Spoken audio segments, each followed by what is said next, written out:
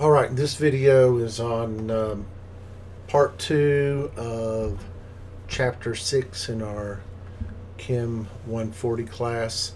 We've been talking about solutions. Solutions are homogeneous mixtures that consist of the solute, which is present in the lesser amount, and the solvent, which is present in the greater amount. The solute is generally what gives the solution its chemical properties. We talked about how you determine that a solution is homogeneous through the Tyndall effect. We talked about concentration units such as mass volume percent, mass percent, and molarity. And we talked about the dilution equation, molarity initially times volume initially equals molarity final, volume final. So, what the focus of this lecture is going to be on is concentration dependent solution properties. So, these properties that we're going to be looking at of solutions are based on the number of solute particles dissolved in a given amount of solvent to get us a certain concentration of solution. So it's not about the chemical properties of the substance, but how many particles are dissolved in the solution. And so probably what you're most familiar with is when you have ice on the sidewalk, you throw table salt or rock salt on it, which is sodium chloride, and you notice that the ice melts. So why does the ice melt? It's because you've lowered the freezing point of the ice. So instead of water freezing at 0 degrees Celsius, maybe it freezes at -5 degrees Celsius. And if the temperature is warm enough or the ground is warm enough, then the ice will melt. So that's what we're focused on is concentration dependent properties. And the ones we're going to focus on are on this slide, which are vapor pressure lowering, boiling point elevation, freezing point depression, and then probably the most important one for the allied health field is the osmotic pressure.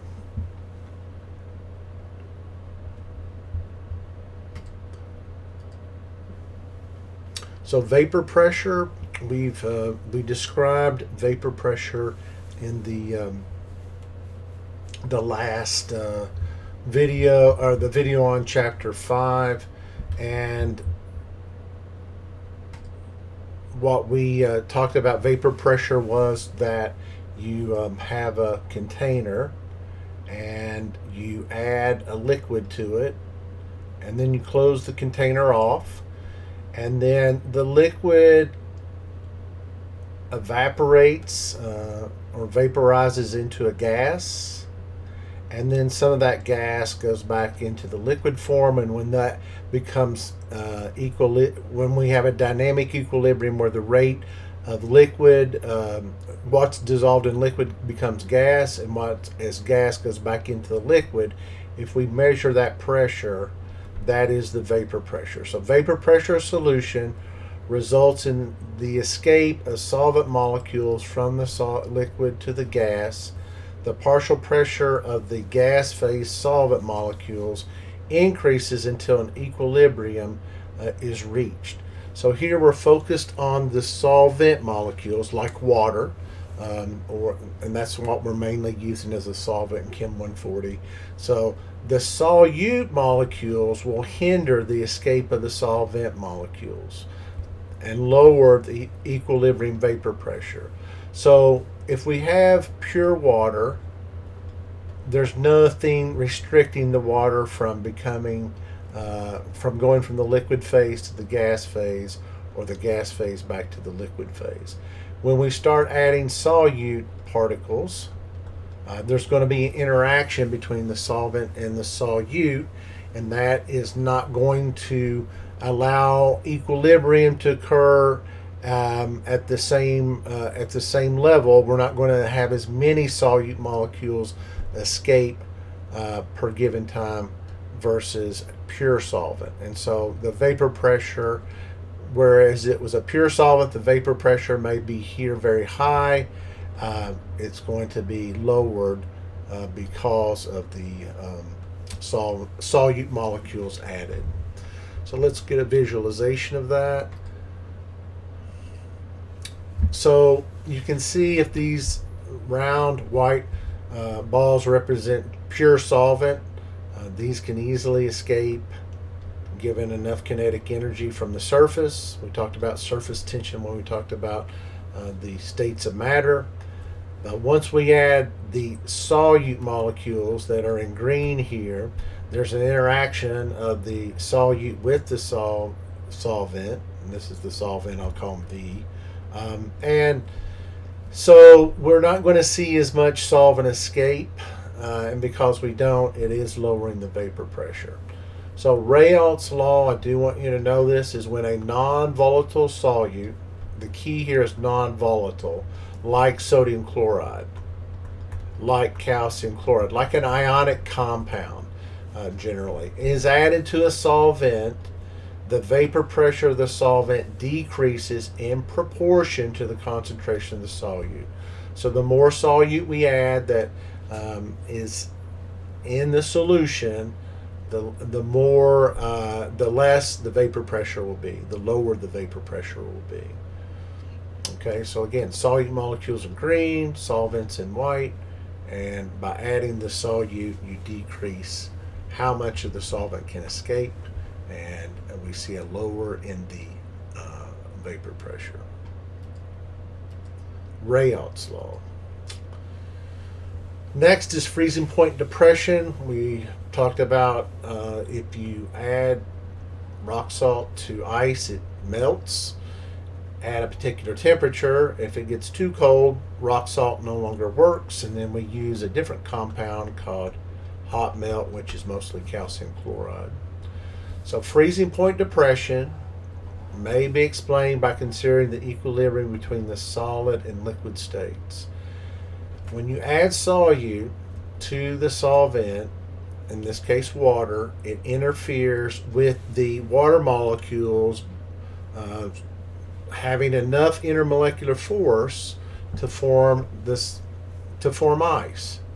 So it requires a lower temperature to arrange the water molecules in such a way that they can stick together to form ice. Same thing for boiling point. When we add a solute to water or a solvent, it is going to lower the vapor pressure. We already seen that in the last slide. And remember, boiling is where we form, we go from the liquid phase to the gas phase. Normal boiling point would be under 1 atmosphere of pressure. And so if we have a solute present, we have to increase the boiling temperature in order to form that gas phase within the liquid. So boiling point elevation requires a higher temperature to get boiling to occur. Freezing point depression means we have to get to a lower temperature before freezing occurs. So these properties are not dependent on the chemical properties of the substance. They're dependent upon how many particles are dissolved in the solution. So with sodium chloride, you would have sodium chloride and it dissolves in water and it dissociates into a sodium ion and a chloride ion. So if you have 1 molar sodium chloride and it completely dissolves, you're going to have 1 molar of sodium ions and 1 molar of chloride ions. So you have a total of 2 molar concentration here. So that's more particles. When we have something like calcium chloride, which dissolves in water, it forms a calcium 2 positive ion plus 2 chloride ions. And again, if this was 1 molar, we would get 1 molar calcium ions formed and 2 molar chloride ions formed. So the total would be 3 molar in the concentration of the particles. So this dissolves more particles in a given amount of solvent, in this case water, and so calcium chloride is going to lower the freezing point more than sodium chloride will. Or let's take sugar. You got sugar C6H12O6. When it dissolves in water, it's still just C6H12O6. Now, as long as that dissolves in water, it would lower the freezing point. So you could add sugar to ice, and if it would dissolve in it, it would actually cause the ice to melt. Not as effective as sodium chloride, not as effective as calcium chloride, but if it does dissolve, particles dissolved in solution lower the freezing point and elevate the boiling point.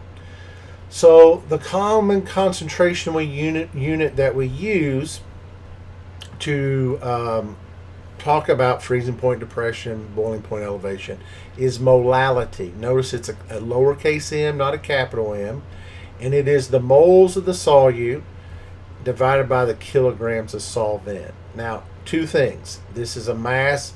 So molarity was moles of solute per liter of solution. Molality is moles of solute per kilogram of just the solvent, not the solution, just the solvent. And you say, why do we use this? Well, molality is temperature independent, where volume, if we think of volume, when we think of volume, volume expands as temperature goes up. So as temperature goes up, volume expands. As temperature goes down, volume decreases. And so that would change, if this was liters in the denominator, that would change the concentration. So that's why we don't use molarity here. We use molality, and we use kilograms of solvent. This is temperature independent. So for colligative properties, the most common concentration unit that we use is molality. Now, to help you remember this as well, you could make a triangle for your mnemonic, put a T in here, use a lowercase m, stands for moles per kilogram of solvent. Just the solvent, not the solution. Again, the reason why we're using this, it's temperature independent. So let's talk about freezing point depression. So we want to know how much does the freezing point change. That's what the delta means, is change in temperature, and F stands for freezing point. And it is proportional to the number of solute particles. So as more solute particles dissolve in the solvent, the more the freezing point is going to be depressed. What I find students have the most difficulty with is looking at the solute and determining what it becomes in solution. So knowing that sodium chloride is ionic and knowing that it's a sodium ion and a chloride ion, you know that it dissolves into sodium ions and chloride ions. What about if I had something like iron 3 nitrate? Iron 3 nitrate. All right, so first of all, you need to know what the chemical formula for iron 3 nitrate is. We've had naming. That was on a previous chapter. And then you would say, does iron 3 nitrate dissolve in water? And according to the solubility rules that you've been asked to memorize, yes, it does. And it dissolves into an iron 3 positive ion, and it dissolves into 3 nitrate ions. So here I get, for every one of these, I get 4 particles. I get 1 iron and I get 3 nitrates. And you have to recognize that that's a polyatomic ion and it stays intact. And so here we get 4 particles, where sodium chloride we only got 2 particles. So it's important that you know your solubility rules. It's important that you know naming. It's important that you know your polyatomic ions. It's important that you know ionic compounds are electrolytes. Things like sugars and alcohols and oils many times are non-electrolytes, and they don't dissociate. Like we've said, sugar, when dissolved in water, is still just sugar. It's not dissociating into any other substance. So an equal concentration of sodium chloride will affect the freezing point twice as much as glucose. So glucose, it stays intact. So if I have 1 mole of glucose dissolved in water, I only get 1 mole of glucose dissolved. But salt, table salt, when I dissolve it in water, 1 mole of salt gives me 2 moles of particles. So each solvent has a unique freezing point depression constant. Each solvent, all right? So the one we're going to focus on is water. So this is called the freezing point depression constant. And for water, it's 1.86 degrees Celsius per molal. All right? And then M is the molal of particles. So if I asked you if this was 1 molar, or let's do this. We want to do this. 1 molal, lowercase m, 1 molal, you would actually have 2 molals of particles. For this one, you'd have 4 molals of particles. So you got to figure out how the substance dissociates into 2 particles. So that would be 2 molal. That's the hardest part, I think. I think most students, there's this and there's one other mistake students make on freezing point depression. But to me, the biggest one is how many particles do I have?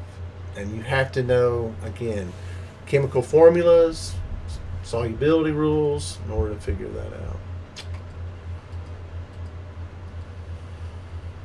All right, boiling point elevation works pretty much the same way. We want to see what the change in the boiling point is. So again, it's proportional to the number of solute particles. Again, electrolytes are going to generate more particles because they dissociate versus non-electrolytes. There is a boiling point elevation constant. It's 0.512 degrees Celsius per molal. So again, we use the number of molal particles we have, we multiply by 0.512, and we get the change in the boiling point. Now, that's not the actual boiling point, that's just the change in the boiling point. Let's see if we got a problem here. Oops, they don't really show us a problem. All right, well, let's move on. They should have problems of boiling point elevation and freezing point depression in your book. So let's look at those examples, and if you have questions, ask me in class. All right, let's talk about diffusion. Diffusion is when you have a membrane that allows some particles to pass through and does not allow other particles to pass through. So if you have a membrane and you a membrane is, think of it as just it's a film that has little holes in it, and these little holes allow some particles to pass through but not others, and we call those holes pores. All right, so the pores may be large enough to permit small solvent molecules to move from one side to the other side of the membrane, but the solute molecules cannot pass. So if that's the case, we call that a semi-permeable membrane. It allows solvent but does not allow solute molecules to move from one side to the other because they're too large.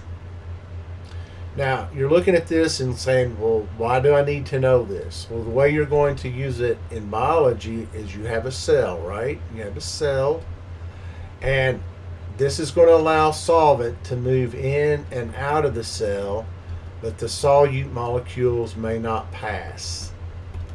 All right. So once the solute's in the cell, the solvent can move back and forth, but the solute may not be allowed to pass through the cell membrane, which is a semi-permeable membrane.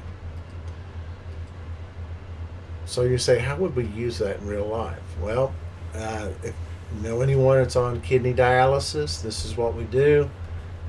We have a bag that contains solute and solvent, and if the solute is more concentrated inside the bag, which it is, this is pure water outside the bag, then the solvent can move through the semi-permeable membrane, and it keeps doing that, trying to dilute the solution inside the bag to be the same concentration outside the bag.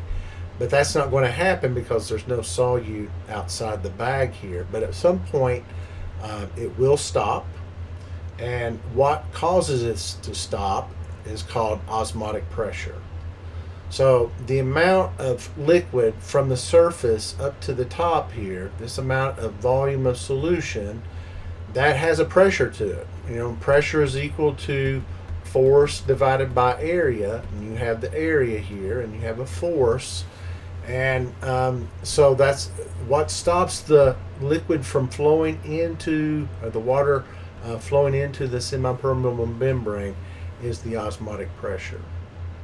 That stops the flow.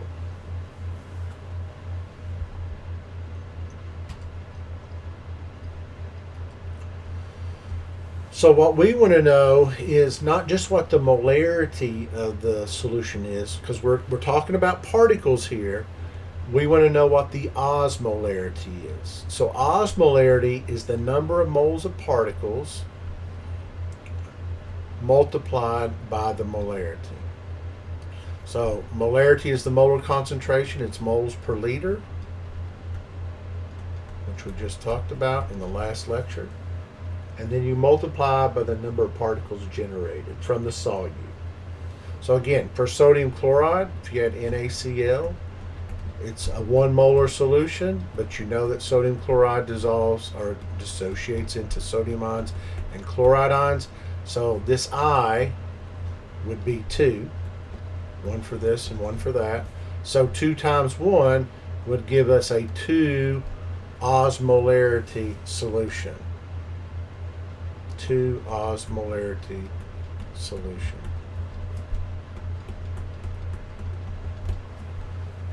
Or we say 2 osmol solution, osmol. And you go, why do I need to know this? Because osmolarity is this part here. It's the number of particles times the molarity of the concentration of the solute, times R, which is the gas constant, times T, which is in Kelvin. So this looks like PV equals nRT, PV equals nRT, which we talked about in the last chapter. And then if I divide both sides by V, I get P equals N over V, which is moles per liter, times R, times T. Oh, that's looking like this equation. And then the only thing that we need to do is multiply by the number of particles, I. And so I times N over V, all of that is the osmolarity times the gas constant times the temperature. So a lot of times we want to know what the osmotic pressure is, because the osmotic pressure is the amount of pressure we need to add to stop the flow of the solvent through the semi-permeable membrane.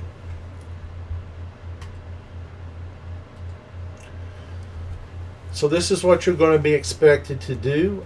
You're given a concentration in molarity of sodium phosphate. You need to calculate the osmolarity.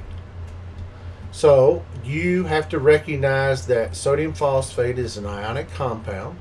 Again, the naming comes into play here. The chemical formulas or polyatomic ions come into play here.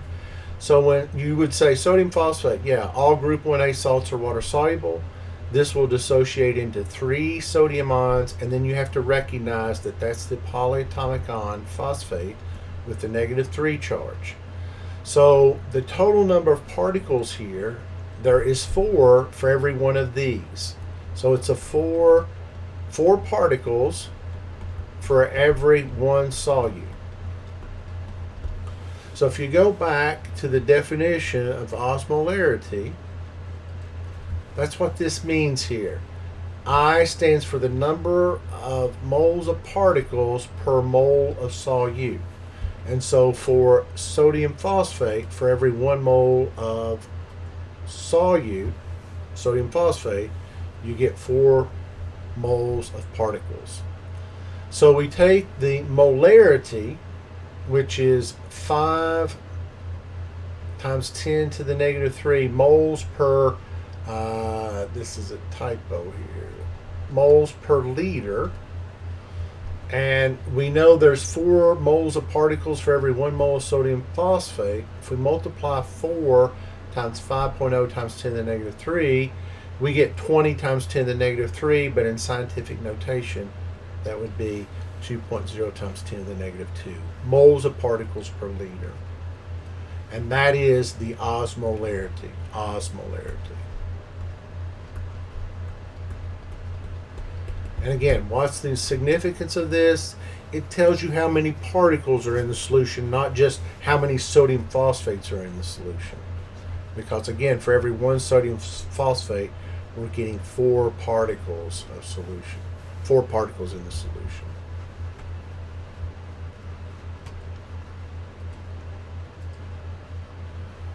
So then, let's say I want to calculate the osmotic pressure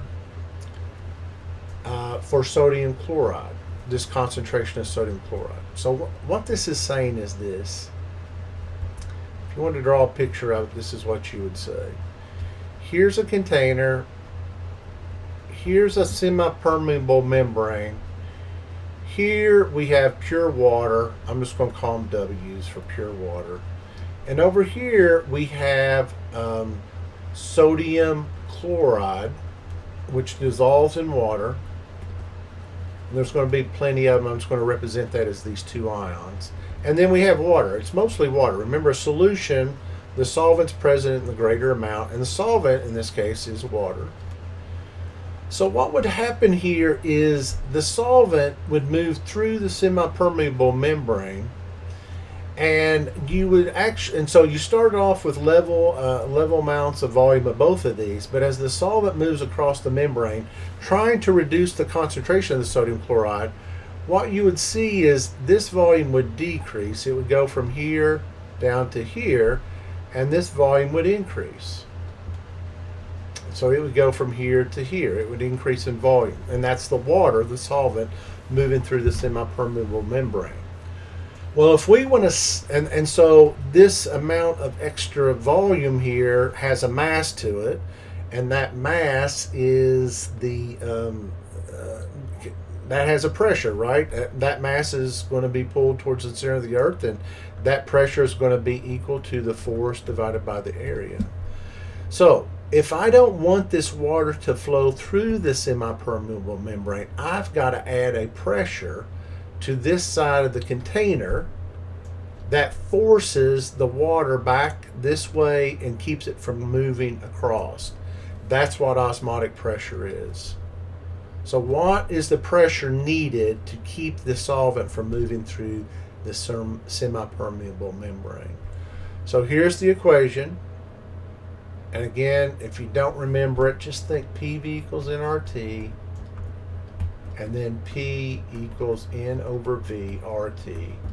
And then that's the molarity, right? Moles per liter. And then you just got to multiply by I, the number of particles.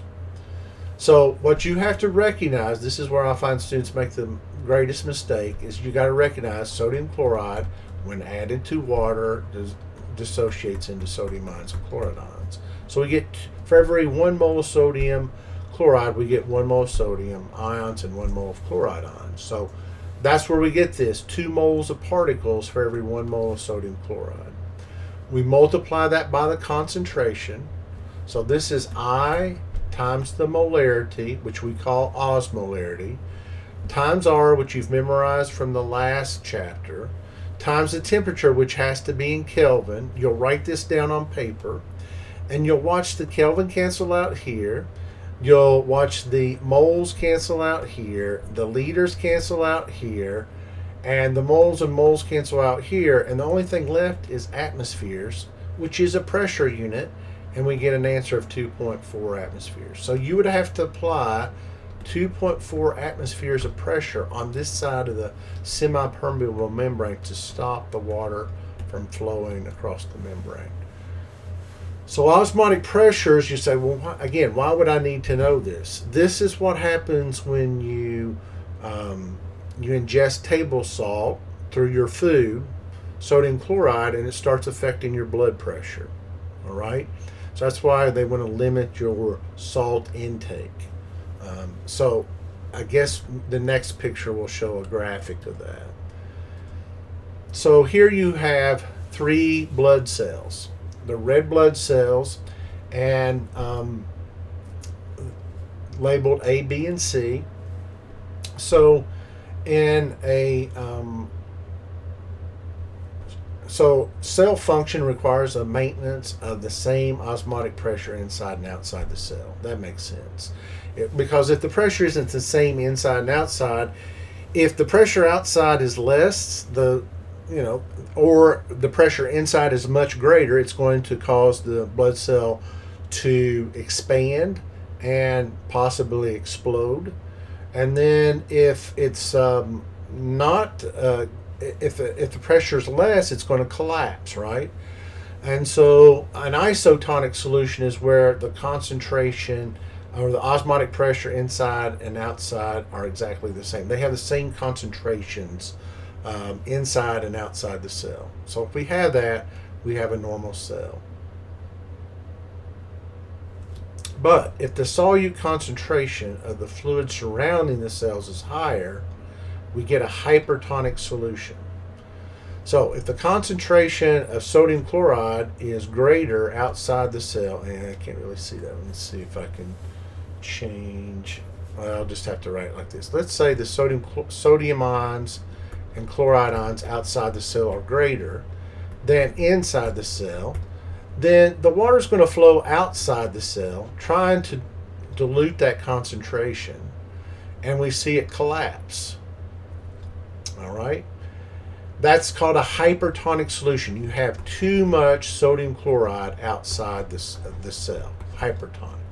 Hyper, more, right? Just like perchlorate, we said more oxygen. Hypertonic means more sodium chloride outside the cell, and it causes the water to flow into the surroundings, causing the cell to collapse. That's not good. The cell's not going to function right. The other thing that can happen is you can have a hypotonic solution. A hypotonic solution is where the concentration of the sodium chloride, or sodium ions and chloride ions, are greater in the cell than outside the cell, so the water starts flowing into the cell. Well, it flows in so much, it starts to cause the cell to distort or actually explode. So this is showing the distortion. We don't have it. This is what we want. We want a nice isotonic solution, nice round blood cell. Concentrations of the ions are the same on either side, same pressures on either side. Nice isotonic solution. This one. But again, if we don't have enough, if we have too much water, it's going to flow inside to the cell and cause the cell to explode or distort. So again, what's this based on? It's based on osmotic pressure. Osmotic pressure is equal to, again, the concentration of the particles times how many particles there, times the gas constant, times the temperature.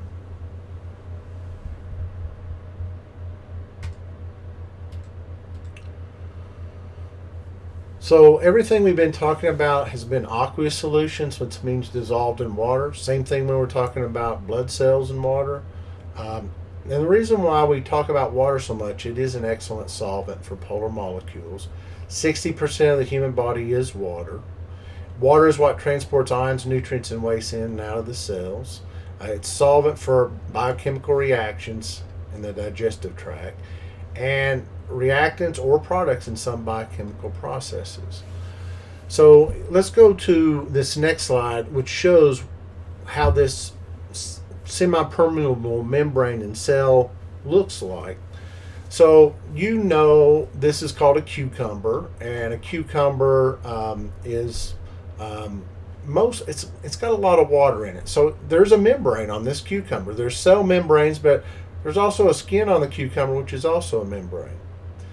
So when you put a cucumber in highly concentrated sodium chloride water, so the sodium and chloride ions are dissolved, which way is the water going to move? from the cucumber? Well, the water is going to move outside the cucumber, trying to dilute this concentration to be the same concentration as inside the cucumber. So as the cucumber loses water, it shrinks, and now we call it a pickle over here. So that's what we do when we call this solution. We don't call it salt. We just call it brine, or brine. We call this process brining. It's a way to preserve. A cucumber doesn't last very long outside the refrigerator. So if I wanted a cucumber in the middle of the winter and I didn't have refrigeration, I would put these cucumbers in brine solution, maybe a barrel of brine solution, because they used to be sold in barrels, pickles. And so it would pull the water out of the cucumber and preserve the cucumber. So we're pulling the water out of the cucumber, which causes the cucumber to shrink, and it gets wrinkly. You've looked at pickles before. This process is called crenation. So when you pull water out of the cell, they call it crenation. All right. So this is, again, and so if you don't want the water to be pulled out of the pickle, you'd have to put this in a container, and then you'd have to apply a pressure that's equal to the osmotic pressure that would stop the flow of water outside the cucumber.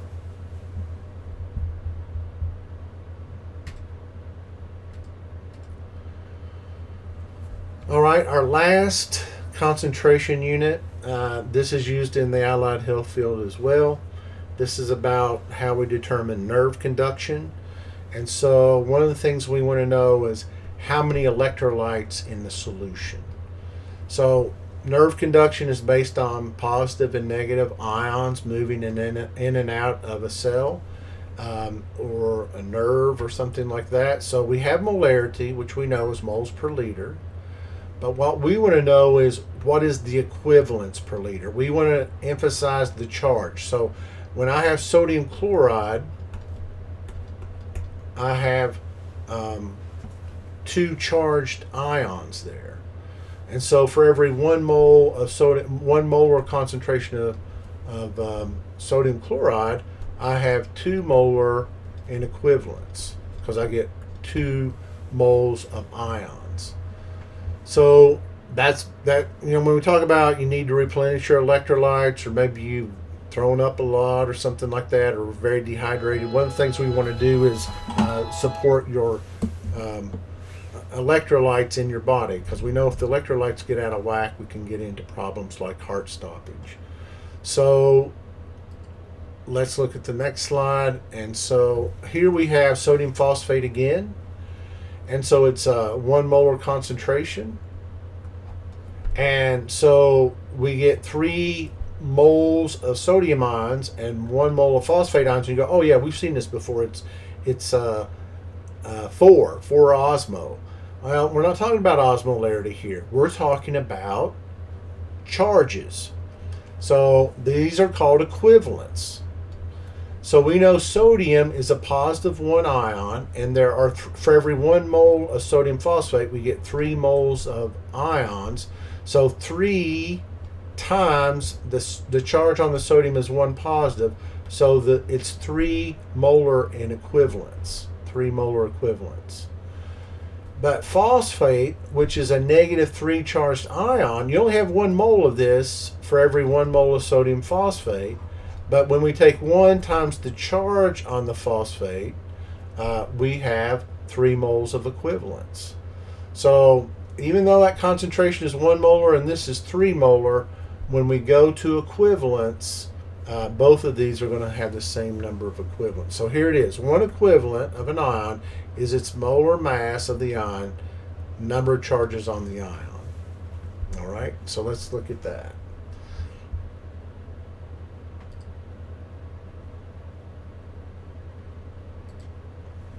So equivalence per liter is equal to the moles of ion that you have times the charge per mole. So again, when we have phosphate, 1 molar concentration of the phosphate ion, all right, that's the mole per liter of the ion. But for every 1 mole of the phosphate, we have 3 equivalents. So this would be 3 equivalents per liter. 3 equivalents per liter.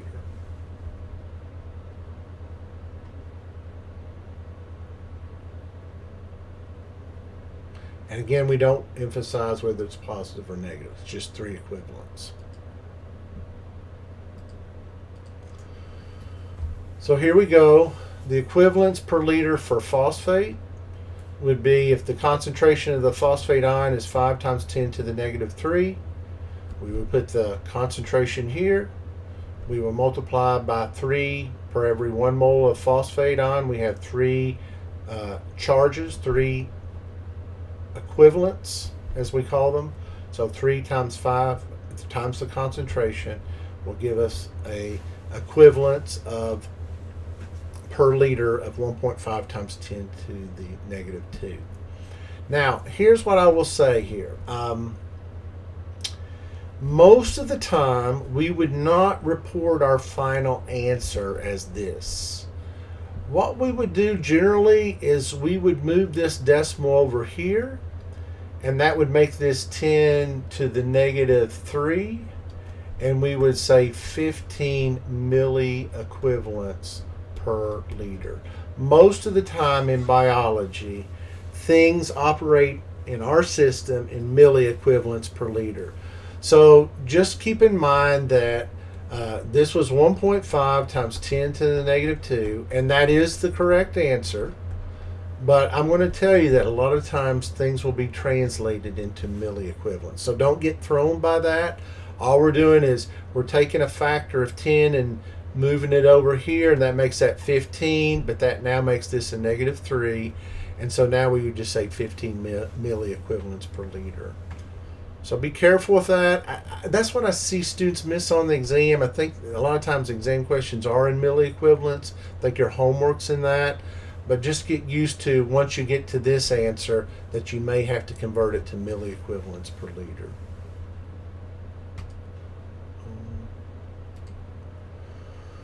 So 2 most important cations in the body are sodium ions and potassium ions. These regulate your heart. Sodium regulates pain. And so in blood, this milliequivalents, see, it's again milliequivalents. 135 milliequivalents per liter for sodium, 10 milliequivalents per liter for potassium. And then in the cells, you have this milliequivalents. So if these get out of whack, if these get out of order, and out of the range, then you start having real problems. Cardiac arrest is one of them. So too much potassium or too little sodium will cause death. So that's what we're looking for here, is that we want to make sure that we measure equivalents of milliequivalents of sodium and potassium across the cell membrane. This is where cellular energy must be expended to make that concentration of ions different on each side. And this is accomplished through large protein molecules embedded in the cell membrane. Why is it important? So if you have too low sodium, these are the things you see with people. They're dehydrated, they have decreased urine output, dry mouth, flushed skin, get a red flush. They may have a fever. Too much sodium, they have confusion, stupor, or coma. Potassium, too little potassium, death by heart failure. And then too high, this is a mistake here. Too high potassium, death by heart failure. So this was the key right here. A lot of times they want to measure your potassium level. That's going to give you an indication of, do you have the right ion levels in your body to support your life. When these get out of whack, it is very serious, and you'll see the doctor become very concerned as to what's causing this and what they're going to do to remedy it. Chlorides, same thing. So 2 of the anions that really affect biology is chloride ions. This is why we talk about table salt affecting your body chemistry, acid-base balance, maintenance of osmotic pressures, oxygen transport to the hemoglobin. This, if you think about this, this is we have carbon dioxide, right? We have carbonate, which is the polyatomic ion. If we add a hydrogen to that, we get HCO3. And yeah, I think there's a mistake on this one. There's supposed to be a 3 here. Yeah, there's a mistake on that. It's here. It is here correct. It's not here correct. So this bicarbonate, that's why I tested you on that on the last test. This comes up a lot, not just in Arm & Hammer baking soda, but it is also part of your acid-base buffering system that we'll be talking about in Chapter 8, that this substance forms a hydrogen ion, which is what makes an acid, and then we have another substance can act as an acid or a base, and there's going to be an equilibrium between the molecular acid and these ions. And so this is an important component of the body. And so that's why we focused on this in this chapter. All right, blood composition, other things, colloidal dispersions. Remember we said these are where the particles are between 1 and 200 nanometers. They're suspended in the liquid. This determines clotting factors, antibodies, albumins, I guess I should say, albumins. And so you'll see if you ever get a blood test at the hospital, they're measuring for things like this: hemoglobin, blood counts, do you have any white cells in your body, and so forth.